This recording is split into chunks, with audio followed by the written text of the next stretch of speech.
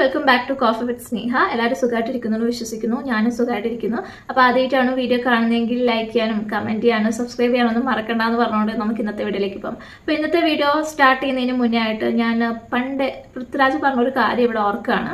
അപ്പോൾ അദ്ദേഹത്തിൻ്റെ കല്യാണം ഭയങ്കര പ്രൈവറ്റ് ആയിട്ടാണല്ലോ അദ്ദേഹം നടത്തിയിട്ടുണ്ടായിരുന്നത്. ആ ഒരു കല്യാണത്തിന് നമ്മളെ മീഡിയക്കാരെയൊന്നും അവർ ഇൻവൈറ്റ് ചെയ്തിട്ടുണ്ടായിരുന്നില്ലല്ലോ.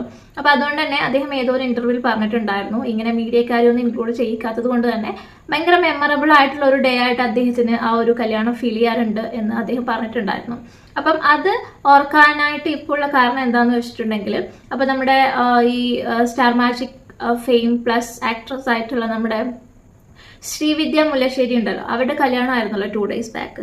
ആ ഒരു കല്യാണത്തോടനുബന്ധിച്ച് ഈ മീഡിയക്കാർ ശ്രീവിദ്യയുടെ അടുത്തും അതുപോലെ തന്നെ അവരുടെ ഹസ്ബൻഡിന്റെ അടുത്തൊക്കെ പോയി ചോദിച്ചിട്ടുള്ള ക്വസ്റ്റ്യൻസ് ഉണ്ടല്ലോ, സത്യം പറഞ്ഞാൽ പേഴ്സണലി എനിക്ക് ഒട്ടും ഇഷ്ടമായിട്ടില്ല. അവരുടെ ഒരു ബിഗ് ഡേയിലാണ് അവരവിടെ നിൽക്കുന്നല്ലേ, അവരുടെ ഒരു ബിഗ് ഡേയിൽ വളരെ ഹാപ്പിനെസ് ആയി നിൽക്കുന്ന സമയത്ത് ആ ഒരു ഹാപ്പിനെസ് സ്പോയിൽ ചെയ്യുന്ന രീതിയിലുള്ള ക്വസ്റ്റ്യൻസ് ആണ് സത്യം പറഞ്ഞാൽ ഇവർ ചോദിച്ചിട്ടുണ്ടായിരുന്നത്. എന്താണ് ആ ഒരു വിവാഹ ദിവസത്തിൽ സംഭവിച്ചത് എന്നുള്ളത് നമുക്കൊന്ന് കണ്ടിട്ട് വരാം. കല്യാണത്തിന് വിളിച്ച എല്ലാവരും തന്നെ വന്നിരുന്നു, സുരേഷ് ചേട്ടൻ അടക്കം വന്നിരുന്നു. അപ്പൊ അതൊക്കെ എങ്ങനെ ഉണ്ടായിരുന്നു? ഭയങ്കര സന്തോഷം. എല്ലാവരുടെയും തിരക്ക് മാറ്റി വെച്ച് എല്ലാവരും നമുക്ക് വേണ്ടി വരിക, ഇത്രയും തിരക്കുള്ള ആൾക്കാരാണ്.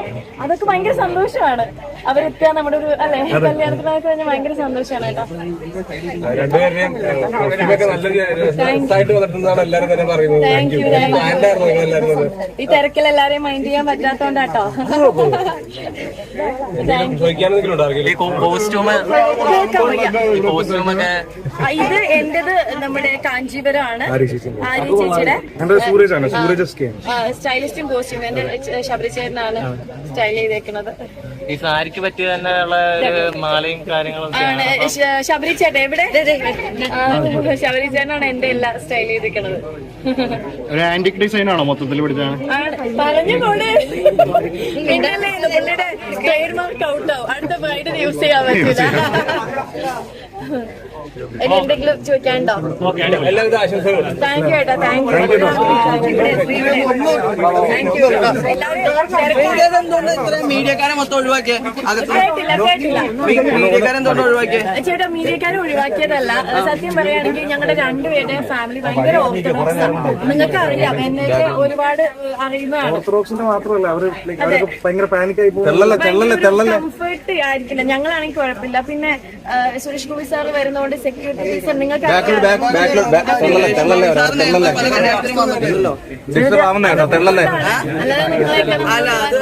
ഞങ്ങൾക്കൊരു മീഡിയ സ്പേസ് കിട്ടിയാലും മതിയായിരുന്നു.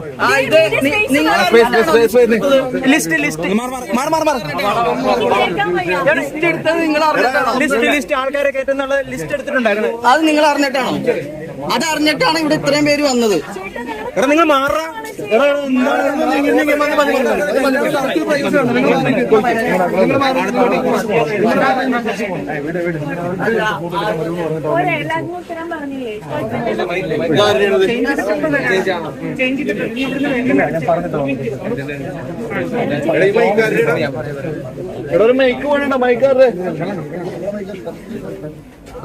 കണ്ടല്ലോ, കല്യാണം കഴിഞ്ഞ് വളരെ സന്തോഷത്തോടു കൂടി ശ്രീവിദ്യയും അവരുടെ ഹസ്ബൻഡ് രാഹുലും കൂടെ മീഡിയക്കാരെ കാണാനായിട്ട് വന്നതാണ്.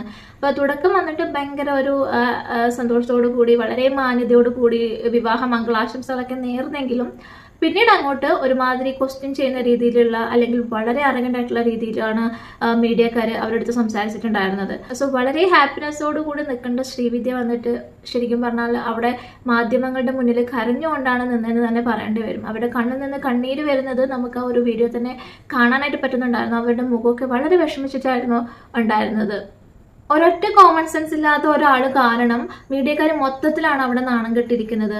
എന്തുകൊണ്ട് മീഡിയക്കൊരു സ്പേസ് തന്നില്ല, അല്ലെങ്കിൽ എന്തുകൊണ്ട് ഉള്ളിലേക്ക് വിളിച്ചില്ല എന്ന് ചോദിക്കാനായിട്ട് അയാൾക്ക് എന്ത് റൈറ്റ് ആണുള്ളത്? ശ്രീവിദ്യയുടെ കല്യാണത്തിന് ആരൊക്കെ പങ്കെടുക്കണം ആരൊക്കെ പങ്കെടുക്കണ്ട എന്ന് തീരുമാനിക്കേണ്ടത് ശ്രീവിദ്യ അല്ലേ? അതവരുടെ പേഴ്സണൽ ആയിട്ടുള്ള ഒരു കാര്യമല്ലേ? അപ്പോൾ ആരൊക്കെ കല്യാണത്തിന് പങ്കെടുക്കണം വേണ്ട എന്ന് തീരുമാനിക്കുന്നത് ശ്രീവിദ്യയും അവരുടെ ഹസ്ബൻഡായിട്ടുള്ള രാഹുലും അവർ രണ്ടുപേരുടെയും കുടുംബം മാത്രം എടുക്കേണ്ട ഒരു ഡിസിഷനാണ്.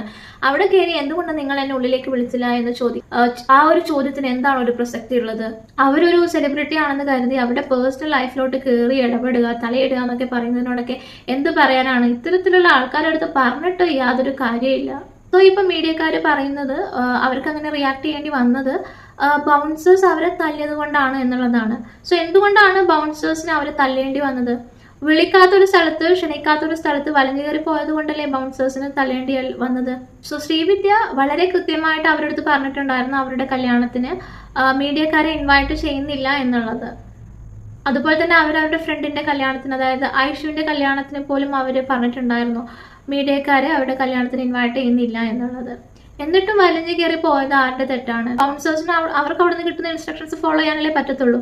എങ്കിലും ഇങ്ങനെ ഒരു മംഗളകർമ്മം നടക്കുന്ന സമയത്ത് ഇത്തരത്തിലുള്ള ഒരു കയ്യേറ്റം ഒഴിവാക്കപ്പെടേണ്ടത് തന്നെയായിരുന്നു. പിന്നീട് തല്ലിയിട്ടുള്ള ആ ഒരു ബൗൺസർ വന്നിട്ട് സോറി പറഞ്ഞിട്ടുണ്ടായിരുന്നെങ്കിലും ഈ ഒരു ഡേയിൽ, അതായത് ഇത്തരം മംഗളകർമ്മം നടക്കുന്ന ഒരു ഡേയിൽ ഇത്തരത്തിലുള്ള ഒരു ആക്ടിവിറ്റി ഒഴിവാക്കേണ്ടത് തന്നെയായിരുന്നു. എന്തൊക്കെയാണെങ്കിലും നിങ്ങൾ മീഡിയക്കാർ നിങ്ങളുടെ ആ ഒരു ഫ്രസ്ട്രേഷൻ തീർത്തത് ഇതൊന്നും അറിയാത്ത ആ ഒരു കല്യാണ പെണ്ണിൻ്റെ അടുത്താണ്. അതിനൊരിക്കലും നമുക്ക് ന്യായീകരിക്കാനായിട്ട് പറ്റത്തില്ല. ആ ഒരു ബിഗ് ഡേയിൽ പുറത്ത് എന്താ നടക്കുന്നതെന്ന് അന്വേഷിക്കലല്ലോ ശ്രീവിദ്യയുടെയും അവരുടെ ഹസ്ബൻഡിൻ്റെയും ഡ്യൂട്ടി എന്ന് പറയുന്നത്. അവരുടെ ആ ഒരു ബിഗ് ഡേ എൻജോയ് ചെയ്യാന്നുള്ളതാണ് അവരവിടെ ചെയ്തുകൊണ്ടിരിക്കുന്നത്. സോ ആ ഒരു സമയത്ത് പുറത്ത് എന്താണ് നടക്കുന്നതെന്നുള്ളത് സത്യം പറഞ്ഞാൽ അവർ അറിഞ്ഞിട്ടുണ്ടാവില്ല. അപ്പോൾ നിങ്ങൾക്ക് എന്തെങ്കിലും രീതിയിലെ ബുദ്ധിമുട്ടുകളോ വിഷമങ്ങളോ ഉണ്ടായിട്ടുണ്ടെങ്കിൽ അത് ഡിസ്കസ് ചെയ്യേണ്ടിയിരുന്ന ഡേ അതായിരുന്നില്ല. നിങ്ങൾക്ക് പിന്നീട് ഒരു അവസരത്തിൽ അവരെ കാണുന്ന സമയത്ത് നിങ്ങൾക്ക് ഈ ഒരു വിഷമം അവരെ അറിയിക്കാമായിരുന്നു. അപ്പോൾ ഈ ഒരു സംഭവത്തിന് ശേഷം നമ്മുടെ സീക്രട്ട് ഏജന്റ് ആയിട്ടുള്ള സായി കൃഷ്ണ ഈ ഒരു വിഷയത്തെക്കുറിച്ച് റിയാക്ട് ചെയ്തിട്ടുണ്ടായിരുന്നു. അപ്പം ആ ഒരു റിയാക്ഷൻ സത്യം പറഞ്ഞാൽ ഈ ഒരു ശ്രീവിദ്യക്ക് വളരെയേറെ വിഷമം ഉണ്ടാക്കി എന്നുള്ളതാണ്. കാരണം എന്താണെന്ന് വെച്ചിട്ടുണ്ടെങ്കിൽ സായി കൂടുതലായിട്ട് ഇതിൽ സപ്പോർട്ട് ചെയ്ത് സംസാരിച്ചിരിക്കുന്നത് നമ്മുടെ മീഡിയക്കാരെയാണ്. അപ്പോൾ സായിയുടെ വീഡിയോ എടുത്ത് നോക്കുകയാണെങ്കിൽ എപ്പോഴും സായി രണ്ട് പക്ഷത്തു നിന്നും സംസാരിക്കുന്ന ഒരാളാണ്. അതുപോലെ തന്നെ ശ്രീവിദ്യയെ സപ്പോർട്ട് ചെയ്ത് സംസാരിച്ചിട്ടുണ്ടെങ്കിലും കൂടുതലും ഒരു സപ്പോർട്ട് അദ്ദേഹം കൊടുത്തിട്ടുണ്ടായിരുന്നത് നമ്മുടെ മീഡിയക്കാർക്ക് തന്നെയായിരുന്നു. അപ്പൊ എന്തായാലും എന്താണ് സായി ഇതിനെക്കുറിച്ച് സംസാരിച്ചിട്ടുള്ളതെന്ന് നമുക്കൊന്ന് കേട്ടു നോക്കാം. മീഡിയാസിനെ മാറ്റിയത് ഉള്ളിൽ കയറാൻ സമ്മതിക്കാഞ്ഞത്. അപ്പൊ അടുത്ത ചോദ്യം, മീഡിയ സ്പേസ് എന്തുകൊണ്ട് തന്നില്ല? മീഡിയയ്ക്ക് ഒരു സ്പെഷ്യൽ സ്പേസ് എന്തുകൊണ്ട് വെച്ചില്ല, തന്നില്ല എന്ന് ചോദിക്കുന്നു. നിങ്ങൾ ഞങ്ങളെ കയ്യിൽ നിന്ന് ലിസ്റ്റ് എടുത്തതല്ലേ എന്ന് ചോദിക്കുന്നു. സോ ഡെഫിനറ്റ്ലി അവിടെ ഒരു മീഡിയ കോർഡിനേഷൻ നടന്നിട്ടുണ്ട്. ഇൻവൈറ്റ് ചെയ്യാതെ വന്നതല്ല എന്നുള്ള കാര്യമാണ് അതെന്ന് മനസ്സിലായത്. ഇവരെ ആരോ കോർഡിനേറ്റ് ചെയ്യാന്ന് പറഞ്ഞ് ഈ മീഡിയാസിന്റെ ലിസ്റ്റ് ഫുള്ള് എടുത്തിട്ട് അവരവിടെ എത്തിച്ചു. ലിസ്റ്റ് എന്ന് കേട്ട ഉടനെ തന്നെ സീക്രട്ട് ഏജന്റ് അങ്ങ് ജമ്പ് ചെയ്ത് അങ്ങ് അസ്യൂം ചെയ്തു. അതായത് ശ്രീവിദ്യയും ഫാമിലിയും ഈ മീഡിയക്കാരെ മുഴുവനും അവരുടെ കല്യാണത്തിന് ഇൻവൈറ്റ് ചെയ്തിട്ടുണ്ടായിരുന്നു എന്നുള്ളത്. എന്നിട്ട് അതിന്റെ ഇടയിലേക്കൂടെ ശ്രീവിദ്യ ഒന്ന് പൊക്കി പറയുകയും ചെയ്തു. അപ്പം സീക്രട്ട് ഏജന്റിനെ പോലെയുള്ള ആളുകൾ ഒരു കാര്യം കിട്ടുമ്പോൾ ജമ്പ് ചെയ്ത് റിയാക്ട് ചെയ്യാതെ അതിന്റെ കാര്യങ്ങൾ പഠിച്ചിട്ട് വേണ്ടേ റിയാക്ട് ചെയ്യാനായിട്ട്? എന്തെങ്കിലും ഒരു കാര്യം കിട്ടുന്ന സമയത്ത് അതിന്റെ ജെനുവിനിറ്റി ചെക്ക് ചെയ്തിട്ട് വേണ്ടേ സീക്രട്ട് ഏജന്റിനെ പോലുള്ള ആളുകൾ സംസാരിക്കാനായിട്ട്? ഞാൻ ഈ മീഡിയാസിലുള്ള കുറച്ച് എനിക്ക് നല്ല ഫ്രണ്ട്സ് ഉണ്ട് ഈ മീഡിയാസിൽ. ഞാൻ അവരെ വിളിച്ച സമയത്ത് എനിക്ക് അറിയാൻ കഴിഞ്ഞത് അവിടെ ലിസ്റ്റും കാര്യങ്ങളൊക്കെ എടുത്ത് മണിക്കൂറുകളോളം ഇവർ കാത്തു നിന്ന് വെയിലും മഴയും കൊണ്ടിട്ടൊക്കെയാണ് അവരവിടെ നിന്നത്. അവർക്കൊരു പ്രോപ്പർ അറ്റൻഡ് ചെയ്യാൻ അവിടെ ഒരാൾ വന്നില്ല. മീഡിയക്കാര് മഴ കൊള്ളുന്നുണ്ടോ വെയിൽ കൊള്ളുന്നുണ്ടോ എന്ന് നോക്കലാണോ കല്യാണപ്പെണ്ണിന്റെ ചെക്കൻ്റെ ഒക്കെ റെസ്പോൺസിബിലിറ്റി? അവരവരുടെ ജോലിയാണ് ചെയ്യുന്നത്. അവരുടെ ജോലി ചെയ്യാനായിട്ട് അവർക്ക് ചിലപ്പോൾ മഴയും വെയിലൊക്കെ കൊള്ളേണ്ടി വന്നിരിക്കും.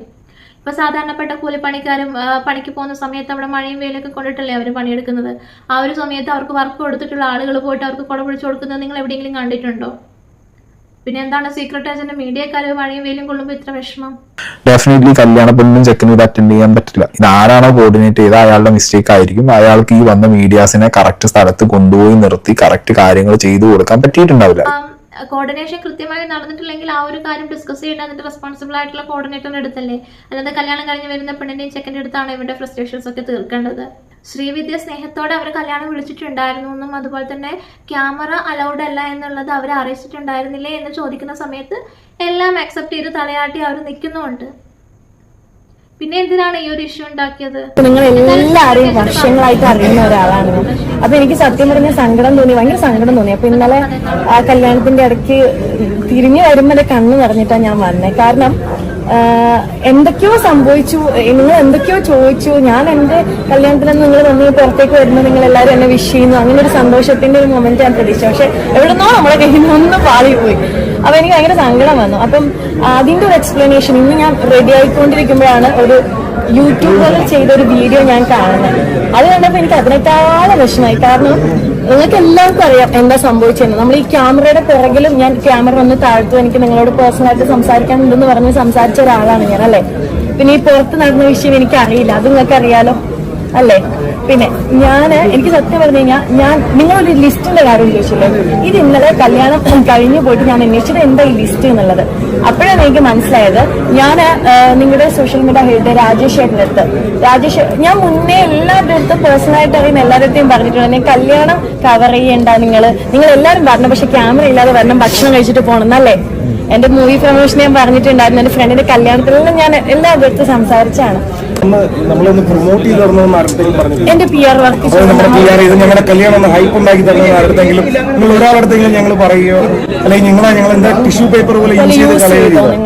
ഈ പറഞ്ഞ സ്പെസിഫിക് യൂട്യൂബർ പറഞ്ഞ അങ്ങനെയാണ്, നിങ്ങളെല്ലാം ഞങ്ങൾ വിളിച്ചു നിർത്തി, എന്നിട്ട് ഞങ്ങൾ നിങ്ങളെ തന്നെ എന്താ പറയുക ഗുണ്ടകളെ വെച്ച് നല്ല ഗുണ്ടായിസം കാണിച്ചു എന്നാണ്. അങ്ങനെ ഒരു സംഭവം ഉണ്ടായിട്ടുണ്ടോ നിങ്ങൾ പറയുമോ? എല്ലാരും കൂടെ നമുക്കറിയത്തില്ലായിരുന്നു. ആ ലിസ്റ്റ് തന്നത് എന്തിനാന്ന് വെച്ചാൽ ഫുഡിന്റെ കാര്യത്തിലായിരുന്നു. ഒരു പാസ് അടിക്കണമായിരുന്നു ഞങ്ങൾക്ക്, കിട്ടിയോന്ന് എനിക്കറിയത്തില്ല. അകത്തേക്ക് പാസ് തന്നിട്ട് ഒരു മീഡിയക്ക് ഒരു പാസ് സോ ദാറ്റ് ഒരാൾക്ക് കഴിക്കാം എന്നുള്ള രീതിയിലാണ് ആ ലിസ്റ്റ് ഞാൻ ചോദിച്ചതും അങ്ങനെ ലിസ്റ്റ് തന്നതും. അതിന് വേണ്ടിയിട്ടാണ് ആ പാസ് അടിച്ചത്. ആ ഒരു പാസ് ഉണ്ടെങ്കിൽ ഒരാൾക്ക് കഴിക്കാം, ഒരു മീഡിയക്ക് ഒരു പാസ്. നമുക്ക് ഇതൊന്നും നമ്മൾ അറിയുന്നുണ്ടായിരുന്നില്ല. പിന്നെ എന്താന്ന് ചോദിച്ചാൽ ഈ കാര്യമില്ലേ, നിങ്ങൾ ഈ പറഞ്ഞ കാര്യം ഇത് ഞാൻ അന്വേഷിച്ചു. ഇന്നലെ എന്റെ കല്യാണം കഴിഞ്ഞ് അന്ന് രാത്രി ഞാൻ വിളിച്ച് അന്വേഷിച്ചപ്പോൾ എനിക്കൊരു സ്ക്രീൻഷോട്ട് തന്നു. എന്റെ ഫോൺ മുകളിലാണ് എനിക്കൊരു സ്ക്രീൻഷോട്ട് തന്നു. അതായത് ഇന്ന് ശ്രീവിദ്യയുടെ കല്യാണം നടക്കാണ്, നിങ്ങളുടെ ഗ്രൂപ്പിൽ വന്നതാന്നും പറഞ്ഞ് എനിക്ക് രാജേഷേട്ടൻ അയച്ചതാണ്.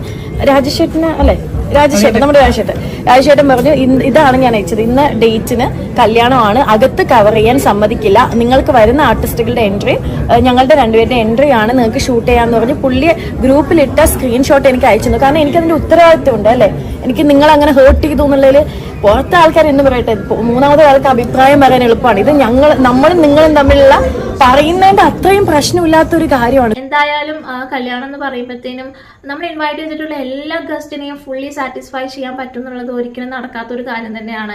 അതുകൊണ്ട് തന്നെ നമ്മളിപ്പോൾ എത്ര നന്നായിട്ട് കല്യാണം നടത്തി എന്ന് പറഞ്ഞാലും നമ്മുടെ സദ്യയിലെ പപ്പടം ചുളിഞ്ഞു പോയി എന്ന് പറയുന്ന ആളുകളാണ് നമ്മുടെ സൊസൈറ്റിയിൽ കൂടുതലും ഉള്ളത്.